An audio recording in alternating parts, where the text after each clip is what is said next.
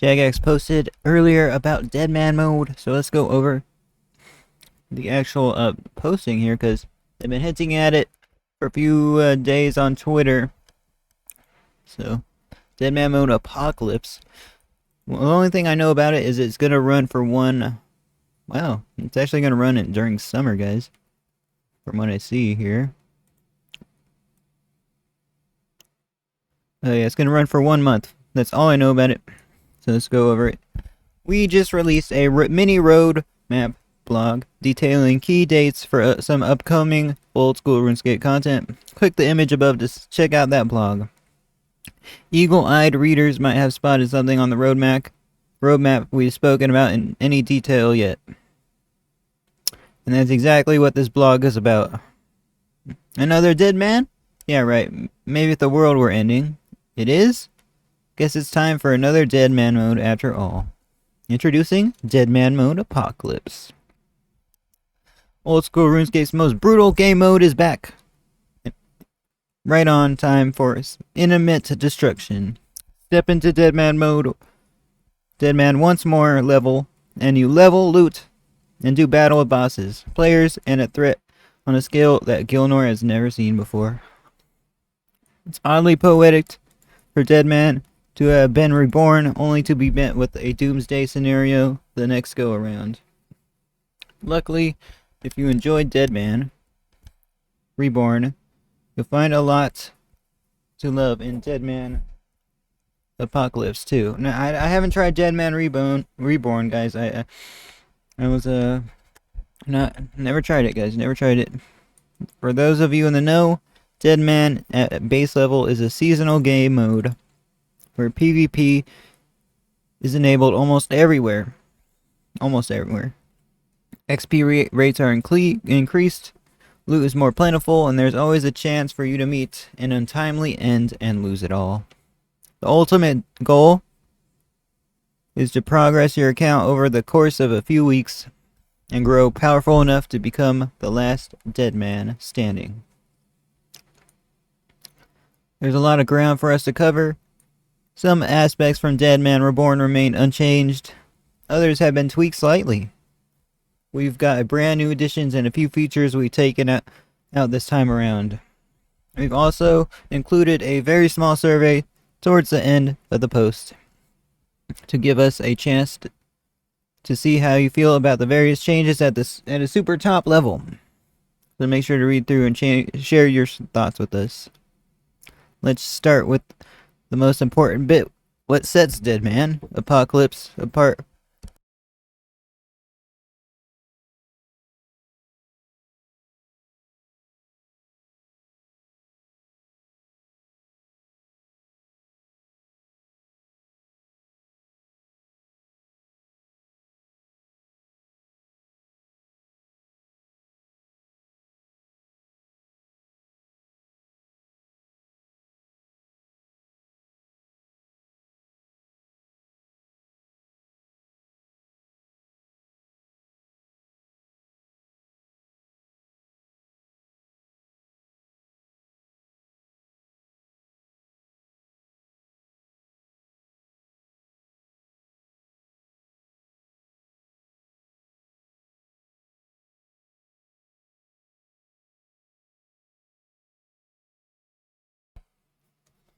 Sorry about that.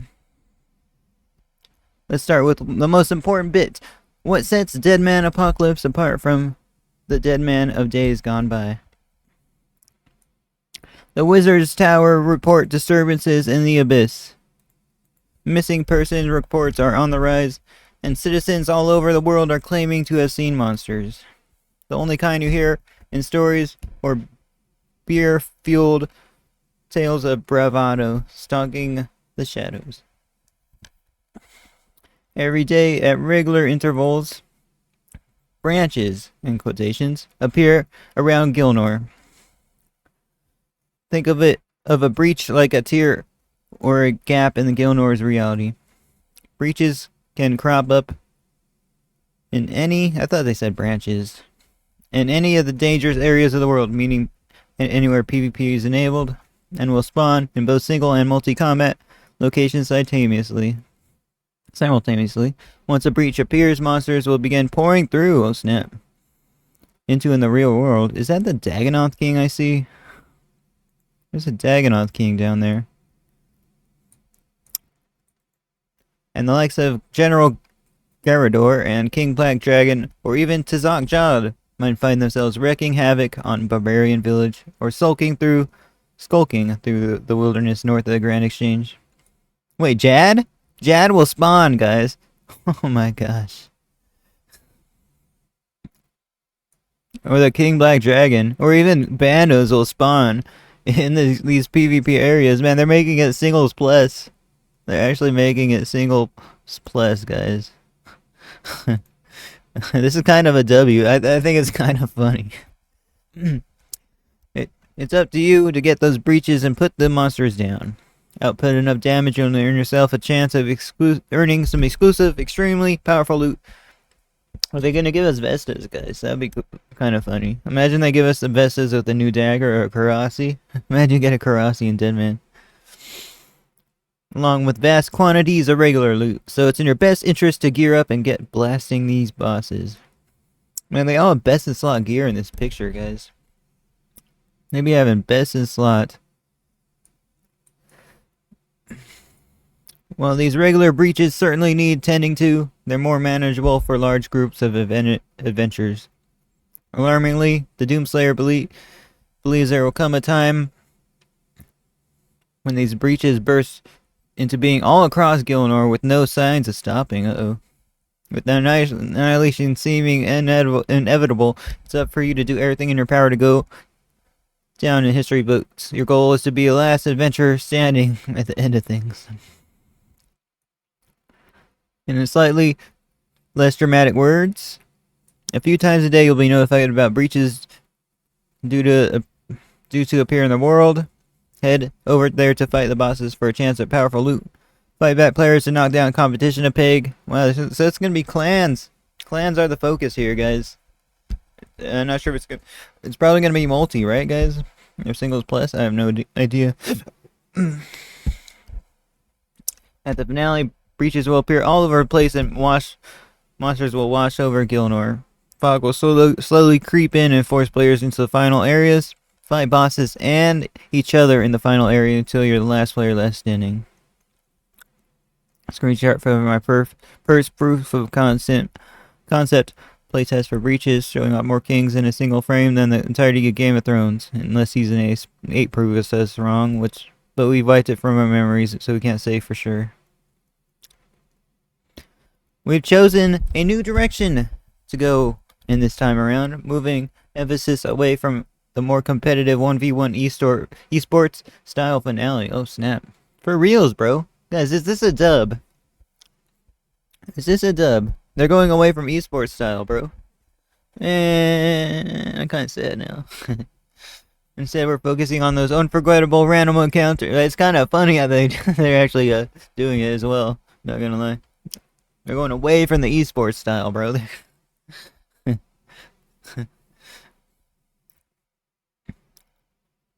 Wrestling for control over resources or breaches, and giving you an apocalyptic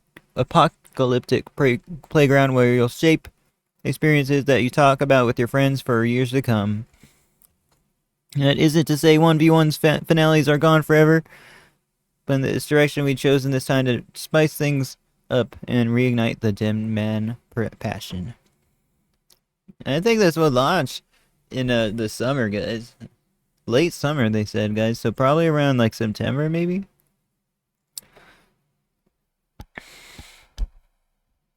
In between breaches and all the way up to the finale, you'll be progressing by earning XP, chasing loot, eliminating other players, and unlocking sigils. Some old, some changed, some new. Similar to Deadman Reborn, let's dive a little deeper into exactly what's changing this time around and what you can expect out of your time spent in Deadman Apocalypse. Getting to grips with the apocalypse. When you first take steps into Deadman, you'll be greeted with a lot of the same features you've come to know from previous Deadman modes. And before long, you'll notice a handful of new additions. Let's start with what's familiar. It's a long blog post, guys. Combat Bracket Worlds, XP Multipliers, Starter Packs, and Quest Unlocks. We introduced Combat Bracket Worlds, oh snap, Combat Bracket Worlds, as a part of Deadman Reborn to give players a slightly fairer experience while allowing limited builds like Pures and Zerks to some room to flourish. Oh snap. Combat Brackets let you tailor your Deadman experience a little more by giving you the option to optimize your build for certain brackets, or improving replayability for those of you who would like to make several builds, and try to dominate multiple brackets.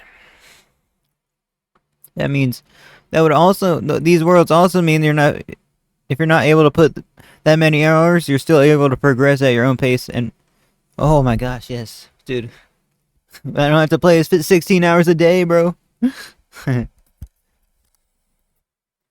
And find yourself surrounded by players of a similar strength to you, rather than having to contend with people who's been able to take time off work and to progress at an insane pace. AKA the streamers, man. They be having the best in slot, man. Hey, they put in the work for it, so. But yeah, we gotta do our React content. We can't be always playing Deadman, guys.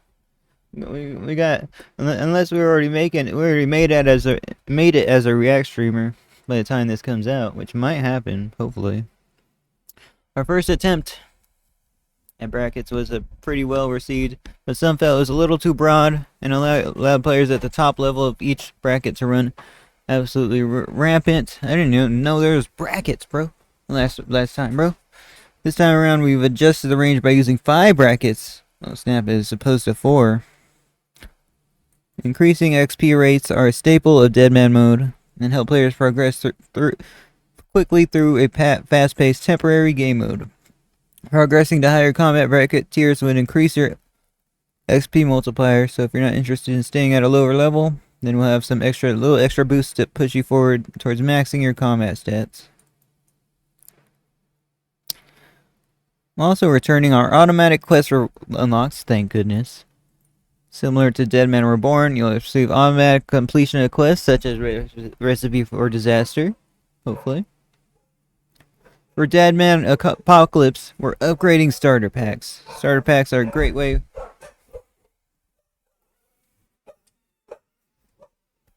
for players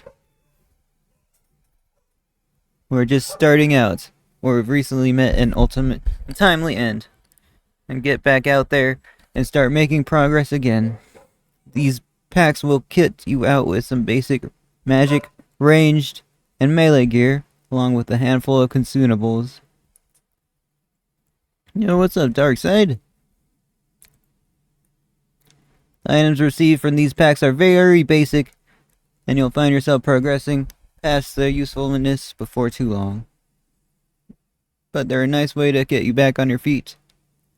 If you just respawn in Lumbridge, these will be placed in your inventory when you start out or when you respawn, to make sure you can't miss them. With all that in mind, let's break down our current plans for each combat bracket, the XP multipliers at these brackets, the gear you'll receive.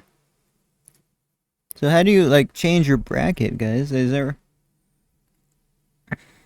give you so they'll give you better rewards if you start out a bracket? I don't understand, guys.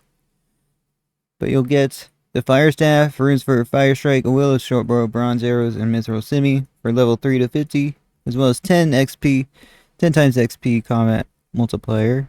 The same thing. It's either 10 or 15 times XP, guys. From 71 to 90, you get the same things, but you get the exact same things. From 51 to 90, except a more combat XP multiplier.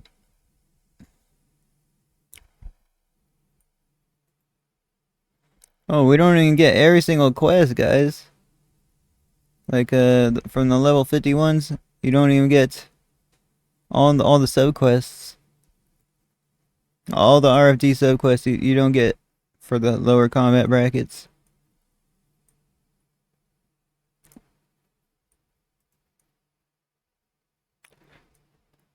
Dang, man. they're gonna complete a lot better quests at this higher combat bracket for sure. Might as well unlock all the quests, right, guys? For the level 111 to 126. So you can pick which combat bracket, guys. You could be a level 50. 3 to 50. At level 111 to 126, you still get, like, fire staff. And you use short bow. But you get a rune simi. I'm not sure if you can pick what combat bracket you're going to be in. If you played Deadman Reborn, you might be wondering what good are these starter packs if you run out of lives. In Deadman Apocalypse, we done away with the 3 life systems, as we felt it was a little bit too punishing for temporary game mode. You still lose your items on death, along with the key to your most valuable bank slots, unless if you're using a sigil of Guardian Angel, of course. Interesting name. What's a sigil? A Suge? What's that? A Suge? It sure is. They were first introduced in Deadman. They provide powerful buffs in a range of scenarios and can be attained by killing monsters or via the Grand Exchange. They're making a return in Deadman Apocalypse, but we're making a handful of sigils, changes to sigils as a whole, and making some tweaks. Too many that are already exist to ensure your experience feels refreshing, new, and a good bit more balanced this time around. Much like before, you'll be able to choose a starting combat sigil to get you familiar with the system and learn how to activate them. From there, it's up to you to unlock more sigils as you progress. Sigils are split into 3 categories: combat, skilling, and utility. Oh snap, they got skilling sigils, bro. I'm not sure they had this the last time.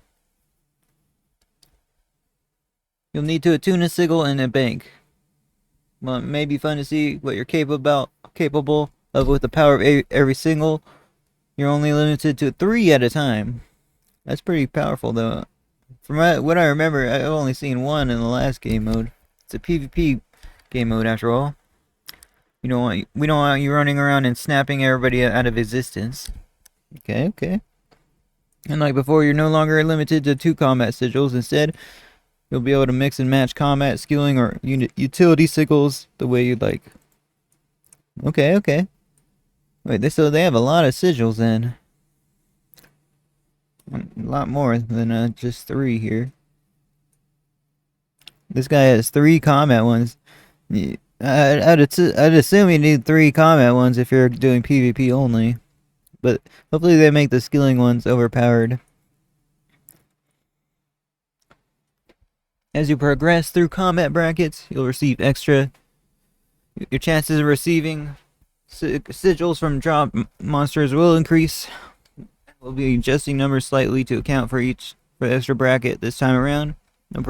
Or perhaps some obvious metas for farming them emerging. So don't start gunning for those Monkey Madness 2 tunnels just yet. For our part of our rebalancing, we're selecting a handful of utility sigils to become utility items instead. They'll be attained the exact same way, but you'll use them from your inventory without them using up one of your sigil slots. These sigils come in 3 tiers, and there are a lot of them. Some will be familiar, some will reworked, and some brand new. We removed a handful of sigils that felt disruptive. No more unfreezing yourself on demand, and rebalance a bunch of sigils. And I saw a little use in Deadman Reborn to give players more freedom to play their way without feeling far behind from the meta. We'll also be keeping the full details under wraps for now, keeping an eye out over the coming weeks, and we might share a handful with them with you. Utility of Vengeance. Cast a vengeance spell without any requirements. 30-second cooldown similar to the lunar spell. Utility of the Undead. Summons a random thrall without any requirements. Utility of the Fairy. Gives the player a fairy mushroom which allows players to teleport to any fairy ring or spirit tree Oh snap. Disappeared in leagues too, but many of you two are busy using last recall to notice. Oops. A high alchemy one that does not require runes. Utility of advanced weaponry gives you the player a random blighted weapon. Oh snap, a random blighted weapon is lost upon activation. Oh, blighted twisted bows. Oh my gosh. Blighted twisted bows, blighted size, blighted Temiskin's shadow? What? We need to talk about what happened at the end of Deadman Mode Apocalypse. We've seen a few requests to reset the world permanently. The permanent world 345. Not all the players have been comfortable pushing a big old reset button. Many of them log in fairly often. On the other hand, it's difficult for players just starting out in the World 345 to catch up, since many players are so far ahead in the world, extremely competitive in nature. We're proposing a middle ground for the seasonal Deadman mode and for future seasonals. We'd like for players to have the option to play Deadman Mode Apocalypse and then merge their account into the permanent Deadman. Oh, that's a genius idea. You'll be able to merge your Deadman Mode Apocalypse account into the real game, bro. Like the real Deadman Mode world. We understand there's a pretty big difference in how Apocalypse will function compared to how World 345 functions. If we feel this is an exciting opportunity to boost activity in the economy, which would hopefully impact World 345 positively, that means that next time seasonal rolls around, you could start at your current character or preserve their progress and play a seasonal on another character if you wish. Snap, okay. So I don't think we'd have multiple characters, unfortunately, but if you don't, because I don't have a World 345 Deadman Mode account, do you guys? We'd love to hear from all of you about what is the best way to handle this and try to bolster permanent Deadman activity while keeping seasonals fresh and exciting while respecting those who frequent 345. So let us know how you feel. Couple examples of the items we recommend suitable fits for blighted weapons, okay? Claws, Karasi, AGS. Blighted weapons are something we're planning on to experiment with the first time. Obtaining a utility of advanced weaponry, name not final. You'll be able to receive a random blighted weapon. There are versions of pinnacle weapons like Twisted Bow, Dragon Claws, Temiskin's Shadow, Scythe of Vitter, etc. that aim to power you up in the short term. Any blighted weapons you have at the end of the seasonal will be lost, meaning they won't merge into the permanent Deadman mode. I was worrying if they would do that, because that's kind of overpowered if you get a blighted weapon that just goes into the game where they grinded out the actual like weapon in Deadman mode. But now you have a blighted weapon that kind of devalues it. To add this, we'd like to World 345 to see an economic boost in terms of supplies and more common items. We don't want to flood the permanent Deadman world with endgame gear. Blighted weapons are a great way to keep a seasonal fun and fast pace while also protecting the Deadman mode economy in the permanent Deadman world. It's a lot to wrap your head around, so they're not making overpowered stuff, so you still gotta grind out. If you want the good stuff in the regular Deadman worlds, you gotta grind it out still. So down to 1v1 finale this time. What's up for grabs and how do you grab it? There's no time like the end of the worlds to introduce a point system, which ironically functions pretty similar to the system we use on Fresh Start Worlds. First added as a part of the Fresh Start Worlds, we'd like an achievement system rather to Deadman to reward those of you who get out and get results despite the brutal landscape we've come to know and love. In Deadman Apocalypse, you're under threat almost constantly, so it stands reason that there are points for grabs. You'll be able to get them from doing just about anything. Clue scrolls, combat achievement diaries, pet hunting, quest points, boss kills, skilling in PvP will all you earn you points to some degree. We won't bore you with the specifics at this point, but just know that more or less any time spent playing will reward you with points. Points? I didn't even know there's points in the Fresh Start worlds, guys. This is new to me.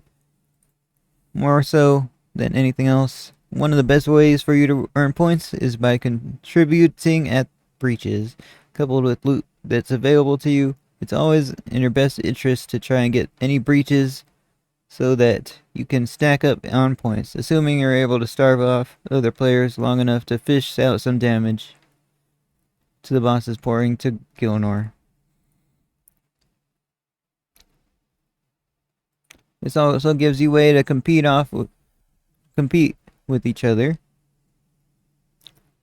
Perhaps you and a group of friends find a way to earn points rapidly and take it upon yourselves to hold the content down.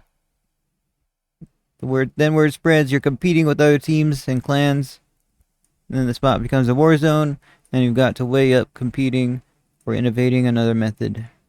Work together to come out on top, or go it alone and see how you stack up versus organized groups and clans. It's up to you. How do you do it?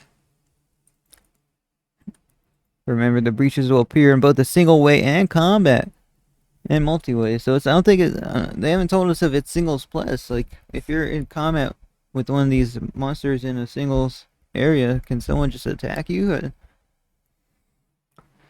As you might expect, you'll be able to see your points at any time, both in game and on the high scores, where you'll split up into tiers similar to leagues. Those of you who wind up with higher tiers will have a better chance at earning some of the year's prize pool. Oh, we no longer have a 1-on-1 stage, we have a finale, and we still have a last player standing. Okay. So it's basically... So this is gonna be multi then.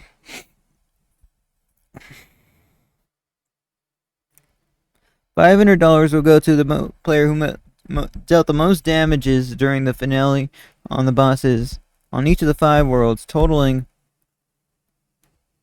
$2,500. $500 will go to the last surviving player at the end of the finale on each of the 5 worlds. So there's gonna be 5 worlds with a finale going on in each of them, bro. It's not gonna be one world left, guys. I think the remaining $20,000 will be split into 40 prizes worth $500 each and distributed among players who achieve the highest point tiers. So bronze through mithril, we get no prizes. But adamant, rune, dragon, and the top 25, just random. They will randomly select a few winners from those tiers and get $500 each. So no grand prize, guys. It's just gonna be $500 each, spread out in between a lot of different players. Interesting.